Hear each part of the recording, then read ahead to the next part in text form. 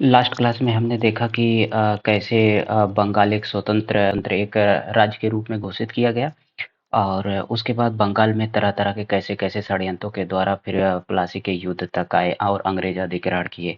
तो एक बार हम पिछली क्लास को रिकैप कर लेते हैं, मतलब जल्दी-जल्दी उसको देख लेते हैं। तो ये शुरुआत में बंगाल क्या 1701 में मुर्शीद कुली खां को अ, मुर्शीद कुली खां को औरंगजेब ने यहाँ का सूबेदार बना करके भेजा और 1707 ईस्वी में औरंगजेब की मृत्यु हो गई। जैसे ही औरंगजेब की मृत्यु हुई तो मुर्शीद कुली खान ने बंगाल को क्या घोषित कर दिया, बंगाल को स्वतंत्र घोषित कर दिया कि अब हम इसके नवाब हैं। सूबेदार से मुर्शीद कुली खान नवाब बन गया। अब मुर्शीद कुली खान के बाद एक इसका शुजाउद्दीन इसका दामाद था, वो फिर 14 साल के लिए नवाब बना। फिर इसका बेटा एक आया सरफराज, ये 1 वर्ष के लिए राजा मतलब नवाब बना ही था। उसी समय आ गया अलीवर्दी खां। जो अलीवर्दी खां था, अलीवर्दी खां ये तख्ता पलट कर दिया था इसको, मतलब इसको हटा करके स्वयं गद्दी पर बैठ गया अलीवर्दी खां। अलीवर्दी खां ये योग्य, बहुत ज़्यादा योग्य था। इन तीनों में मुर्शीद कुली खां, शुजाउद्दीन और अलीवर्दी खां ये तीनों बहुत ही योग्य थे और इन्होंने बंगाल को समृद्ध किया। बंगाल को मतलब बंगाल में बहुत सारे काम किए इन्होंने। और इसके बाद क्या हुआ कि अ, इसी समय अंग्रेजों की ज़्यादा हस्तक्षेप होने लगा। अलीवर्दी खां के समय तो इसने अपने एक मतलब जो सबसे छोटी बेटी थी उसके बेटे जिसका नाम सिराजुद्दौला था, सिराजुद्दौला को नवाब घोषित किया। उसके बाद सिराजुद्दौला के जो मौसी थी घसीटी बेगम और इसके जो एक मौसेरे भाई मतलब शौकत अली, विद्रोह किया। इन लोगों के विद्रोह को ये खत्म किया। इसके बाद इसका अंग्रेजों के बीच तनाव उत्पन्न हो गया। जब अंग्रेजों के बीच तनाव उत्पन्न हो गया तो ये अंग्रेजों से भी कई तरीके के षड्यंत्र के द्वारा लड़ा किया। प्लासी की लड़ाई में सिराजुद्दौला मारा गया क्योंकि इसका एक सेनापति जिसका नाम था मीर जाफर, सेनापति जो था वो मीर जाफर था, ये इसको धोखा दे दिया। धोखे से अब मीर जाफर के पुत्र एक मीरन था, मीरन ने इसको मार दिया। मुर्शिदाबाद में जैसे ही सिराजुद्दौला की मृत्यु हुई तो अंग्रेज अंग्रेज जो हैं वो किंग मेकर बन गए। अब ये बंगाल के नवाब को बनाएंगे तो अंग्रेज जो हैं मीर जाफर को बंगाल के नवाब बना दिए। उसके बाद ये भी बंगाल को लूटना जब शुरू किया, मतलब मीर जाफर से अब एहसान का बदला चुकाना था। तो मीर जाफर इनको बहुत सारा धन देता गया अंग्रेजों को। एक ऐसा समय आया जब इसका राजस्व पूरा खाली हो गया मीर जाफर का। तो इसने मना कर दिया। जैसे ही मना किया तो इसके ही दामाद मीर कासिम को नवाब बना दिया गया। मीर कासिम और ज़्यादा योग्य था। ये अपनी राजधानी इनसे बचने के लिए अपनी राजधानी मुर्शिदाबाद से चेंज कर दिया। कहाँ? मुर्शिदाबाद से ले गया मुंगेर। और मुंगेर में ये सैन्य जो अपनी जो सैन्य ताकत थी वो बनाना स्टार्ट कर दिया क्योंकि सैन्य ताकत तो अंग्रेजों के पास थी। तो मुंगेर में इसने एक लगाई, फैक्ट्री भी लगवाई और यूरोपियन तर्ज पर अपनी एक सेना का संगठन करने लगा, गठित किया। ये सब जान करके अंग्रेजों को बहुत बुरा लगा। फिर अंग्रेज इसको हटा करके फिर से मीर जाफर को नवाब बना दिए। अब मीर जाफर को नवाब बना दिए और इसके विरुद्ध युद्ध की घोषणा कर दी। 1763 में युद्ध की घोषणा कर दी। अब मीर कासिम के पास कुछ बचा नहीं तो मीर कासिम फिर क्या किया? मीर कासिम गया अवध के नवाब। अवध के नवाब उस समय कौन था? अवध का नवाब था उस समय सुजाउद्दौला। सुजाउद्दौला अवध का नवाब था। सुजाउद्दौला के पास गया। इस समय इससे शरणार्थी के रूप में शाह आलम सेकंड, ये मुगलियन सल्तनत का उस समय युवराज था। ये भी मतलब घर से बाहर था। इसको भी मुगल सल्तनत से बाहर कर दिए थे, लेकिन था तो राजकुमार। अब ये तीनों मिलकर के मतलब मीर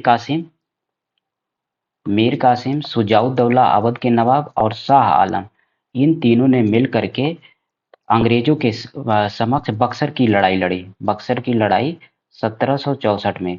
अब बक्सर के युद्ध में 1764 में बक्सर की लड़ाई लड़ी तो बक्सर की लड़ाई में आ, इसमें भी अंग्रेज को पहले से इसका भी रिजल्ट पता था। बक्सर की लड़ाई बड़ी बड़ी दिलचस्प हुई क्योंकि अंग्रेज तो अंग्रेज थे। तो अंग्रेज के पास कौन था? अंग्रेज के पास मात्र 3000 से 4000 सैनिक थे, लेकिन जो संयुक्त त्रिगुट था, अवध के नवाब शुजाउद्दौला और मीर कासिम और शाह आलम सेकंड, इन जो तीनों मिलकर के जो त्रिकूट बनाया था, इनके पास लगभग 50 से 60 हजार के बीच सेनाएं थी। अब ये लड़ने के लिए अंग्रेजों से, अब अंग्रेज इतने ही कम सैनिक में कैसे लड़ेंगे? तो सबको पता है कि अगर रिजल्ट पता है, इसका मतलब कुछ न कुछ धोखा हुआ है। अब अंग्रेज यहाँ पर क्या धोखा कर सकते हैं? मतलब अब ये अंग्रेज और त्रिगुट ये कहाँ मिलते हैं? बक्सर में। बक्सर बिहार की जगह है, बिहार में एक जिला है बक्सर।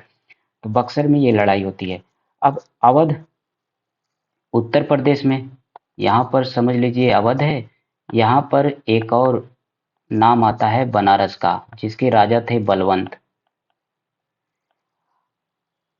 अब अंग्रेज तो थे मतलब वेस्ट बंगाल, पश्चिम बंगाल में। ये है अपना प्यारा यूपी, और ये है बिहार इस समय का। उस समय ये वेस्ट बंगाल में आता था। ये है वेस्ट बंगाल, कोलकाता। यहाँ है मुर्शिदाबाद। अब अंग्रेज कोलकाता से मुर्शिदाबाद चले, और ये लड़ने के लिए, अब लड़ाई कैसे होती है? सबको पता है कि यहाँ है अवध, अवध का यही क्षेत्र था उत्तर प्रदेश में, और यहाँ है बनारस। समझिएगा मैप से क्या हो रहा है। अब ये अवध से तीनों त्रिकूट की सेनाएं चली। अब अंग्रेज थे मुर्शिदाबाद में। इन्हें अब और इनके पास सेनाएं कितनी है? मात्र 3000 से 4000। अब इन्हें कैसे भी करके ये युद्ध जीतना है, मतलब साम दाम दंड भेद लगानी है। अब बनारस के एक राजा थे बलवंत। इनका क्या रोल है इस बक्सर की लड़ाई में? अवध की सेनाएं जब चली, तो ये बलवंत सिंह क्या किए, जाकर के इनको अंग्रेजों को बता दिए, मतलब मुखबिरी कर दिए। मुखबिरी ये कर दिए कि यहाँ से सेनाएं जा रही हैं, और बक्सर के रास्ते, बक्सर में एक है पहाड़ी, यहाँ है बक्सर बिहार में। अब अंग्रेज क्या किए कि आ करके इन पहाड़ियों के दोनों तरफ, इस तरफ से इस तरफ से, पहाड़ियों के दोनों तरफ, ऊपर पहाड़ों पर आकर के खड़े हो गए। इनके पास थी बंदूक, और पहाड़ों के ऊपर बहुत सारे ढेर पत्थर इकट्ठा कर लिए। जैसे ही इनकी सेनाएं इधर इस गुफा में एंट्री किए, मतलब पहाड़ियों के बीच में एंट्री किए, ऊपर से अटैक कर दिए। अब नीचे चाहे संख्या में चाहे जितने लोग मजबूत रहो, अब ऊपर तो नीचे वाले ऊपर तो मार नहीं पाएंगे। अब ऊपर वाले इनको दबा दिए, मतलब पत्थर से, और बंदूक तो थी ही। 3000 सेनाएं जो हैं बक्सर की लड़ाई में, 50,000 से ज्यादा अवध की सेनाओं को तहस नहस कर दिए। अब इसमें मीर कासिम मारा गया। मीर कासिम मारा गया, और बचा कौन? एक अवध के नवाब शुजाउद्दौला, और मुगल सल्तनत के जो युवराज थे शाह आलम सेकंड। अब इन दोनों को, ये दोनों हार मान लिए और संधि के लिए बाध्य हुए। और ये संधि तब हुई, संधि कहलाई इलाहाबाद की संधि। अब इलाहाबाद की संधि कैसी आती है, तो अब इसमें कुछ फैक्ट हम देख लेते हैं कि बक्सर का युद्ध कब हुआ। 22 अक्टूबर 1764 को हुआ, बक्सर में हुआ।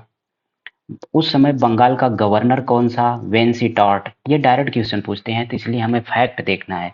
बक्सर की लड़ाई में अंग्रेज तो विजयी हो चुके हैं। तो बंगाल का गवर्नर कौन सा उस समय? वेंसीटॉर्ट था। सेनापति कौन था? Hector Munro. सेनापति हेक्टर मुनरो था, वही पहाड़ों के बीच पे गया था। उस समय मुगल बादशाह कौन था? ये लड़ने आए थे, यही थे, शाह आलम सेकंड थे। बंगाल का नवाब मीर जाफर, सबको पता है, क्योंकि मीर कासिम तो युद्ध ही कर रहा था। तो मीर जाफर, कंफ्यूज नहीं होइएगा, क्योंकि मीर जाफर और कासिम में बड़ा कन्फ्यूजन होता है। अंग्रेजी सेना इसमें विजयी हुई। ये बक्सर की युद्ध की लड़ाई का परिणाम है। और उसके बाद तब जाकर के सेकेंड टाइम, पहले तो रॉबर्ट क्लाइव आ चुका था, पहले रॉबर्ट क्लाइव तो था ही प्लासी के युद्ध में। लेकिन जब सेकेंड टाइम की बात होती है, तो ये 1765 में रॉबर्ट क्लाइव आया, जब बक्सर की लड़ाई, बक्सर का युद्ध जब जीत गए अंग्रेज, तो जो संधि की बात आई, तो संधि करने के लिए रॉबर्ट क्लाइव को भेजा गया। तो ये बंगाल के गवर्नर के रूप में 1765 में एक बार फिर हिंदुस्तान आया। और ये क्या किया? दो संधियां किया, इलाहाबाद की दो संधियां किया। पहली संधि कब हुई? 12 अगस्त 1765 को, और दूसरी संधि 16 अगस्त 1765 को। ये दोनों संधियां हुई। 4 दिन के अंतराल पे। तो इलाहाबाद की प्रथम संधि किनके बीच में हुई? रॉबर्ट क्लाइव अंग्रेजों की तरफ से था, शाह आलम सेकंड था नवाब की तरफ से, मतलब मुगल सल्तनत की तरफ से, और बंगाल का उस समय नवाब था नजमुद्दौला, क्योंकि 1765 में मीर जाफर हट गया था और नजमुद्दौला था। तो इन तीनों के मध्य में इलाहाबाद की प्रथम संधि हुई। ये याद रखने वाली बात है कि Robert Clive, Shah Alam second और नजमुद्दौला तीनों के बीच इलाहाबाद की प्रथम संधि हुई, और इलाहाबाद की द्वितीय संधि 16 अगस्त 1765 ईस्वी को रॉबर्ट क्लाइव और शुजाउद्दौला कौन है? ये अवध का नवाब है, इन्हीं के मध्य हुआ है। इसमें सबसे घाटा अवध के नवाब का हुआ है। इलाहाबाद की पहली संधि में जो शर्तें हैं, हम शर्तें देख लेते हैं। शर्तों में क्या हुआ? इलाहाबाद की जब पहली संधि हुई, इलाहाबाद की पहली संधि कब हुई? 12 अगस्त 1765 को रॉबर्ट क्लाइव और शाह आलम सेकंड और बंगाल का जो नवाब था नजमुद्दौला के बीच हुई। इसमें कहा गया कि कंपनी को शाह आलम सेकंड से बंगाल, बिहार और उड़ीसा की दीवानी दे दी जाए। तो इलाहाबाद की पहली संधि में ये शर्त रखी गई कि कंपनी, ये शर्त मानी गई, रखी क्या गई? मानी गई कंपनी को शाह आलम सेकंड से बंगाल, बिहार और उड़ीसा की अनुमति प्राप्त हो गई। और दूसरी शर्त क्या थी? कंपनी ने अवध के नवाब से कड़ा एक इलाहाबाद का क्षेत्र था उस समय, और इलाहाबाद के कई जिले शाह आलम सेकंड को दे दिया जाए। अब सोचिए कि ये शाह आलम सेकंड नवाब हैं पूरे मुगल सल्तनत के, पूरे भारत के, अब इन्हें इलाहाबाद का कुछ जिला मतलब दिया जा रहा है। सोचने वाली बात है। कंपनी ने शाह आलम सेकंड को 26 लाख रुपए वार्षिक पेंशन देना स्वीकार किया। कहा कि अब आप 26 लाख रुपए वार्षिक पेंशन ले लीजिए और बैठ करके सिर्फ खाइए, बाकी हम सब कुछ देख लेंगे। और इलाहाबाद की द्वितीय संधि 4 ही दिन बाद इलाहाबाद की दूसरी संधि हुई थी, 16 अगस्त 1765 को। अब इलाहाबाद की द्वितीय संधि में क्या क्या परिवर्तन हुआ? ये रॉबर्ट क्लाइव और शुजाउद्दौला के मध्य हुआ, जो अवध के नवाब हैं। इलाहाबाद और कड़ा का क्षेत्र छोड़ करके शेष शाह आलम सेकंड को वापस कर दिया गया। मतलब इलाहाबाद और कड़ा को कहा गया कि अवध के नवाब शुजाउद्दौला आप अपने पास रख लीजिए, बाकी जो बचा हुआ क्षेत्र है वो शाह आलम सेकंड को दे दीजिए। देखिए, इलाहाबाद की पहली संधि में इलाहाबाद और कड़ा दोनों क्षेत्र शाह आलम सेकंड को दिया गया था अवध के नवाब से, लेकिन 4 ही दिन बाद इलाहाबाद की द्वितीय संधि में परिवर्तन कर दिया गया और इलाहाबाद और कड़ा को छोड़ करके बाकी सारा क्षेत्र शाह आलम सेकंड को दे दिया गया। ये अंतर है। अंग्रेजी सेना और अंग्रेजों ने कहा कि, मतलब कंपनी ने कहा कि जो अंग्रेजी सेना है ये अवध में अब आपकी रक्षा करेगी। सिर्फ आप क्या दीजिएगा कि इनको खाना पाना और इनका वेतन, मतलब खर्चा, तो सेनाओं का जितना खर्चा है ये अवध के नवाब से दिया जाए, और लेकिन सेना रहेगी अवध में हमारी। ये वही वाली नीति हुई। कौन सी? घेरे की नीति वाली। घेरे की नीति में क्या कहा जाता है? घेरे की नीति में कहा जाता है कि अपनी रक्षा करने से पहले अपनी पड़ोसी की रक्षा करिए, ताकि कोई युद्ध हो तो हम पड़ोसी के घर से लड़ाई लड़ सके और हमारे घर पर कुछ ना आए। यही बात है, बंगाल की रक्षा के लिए अवध में सेनाएं रखी गई। और ये किसके डर से? क्योंकि उस समय 18वीं शताब्दी चल रहा है, 1765। इस समय मराठा चरम पे हैं और अफगान, मराठा और अफगान एकदम चरम पे इस समय थे। तो अंग्रेजी सेना अवध में रखी गई।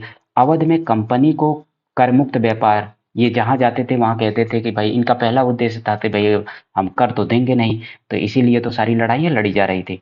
उसके बाद सुजाउद्दौला को ये आदेश दिया गया कि मतलब आप पहले की तरह बनारस में आप लगान वसूल करेंगे। तो बनारस के राजा बलवंत सिंह को क्या मिला? कुछ नहीं। ये द्वैत शासन हम अगली क्लास में देखेंगे, लेकिन इसका हम थोड़ा सा शॉर्ट में देख लेते हैं कि द्वैत शासन दीवानी और फौजदारी, जिसे दीवानी और फौजदारी, इन दोनों के बीच में बंटवारा होता है कि मतलब कौन वित्त विभाग देखेगा, कौन सैन्य विभाग देखेगा। इन सब चीज का बंटवारा हुआ है अंग्रेजों और नवाब के बीच में। यही है द्वैत शासन। द्वैत शासन को हम नेक्स्ट क्लास में देखेंगे। Thank you.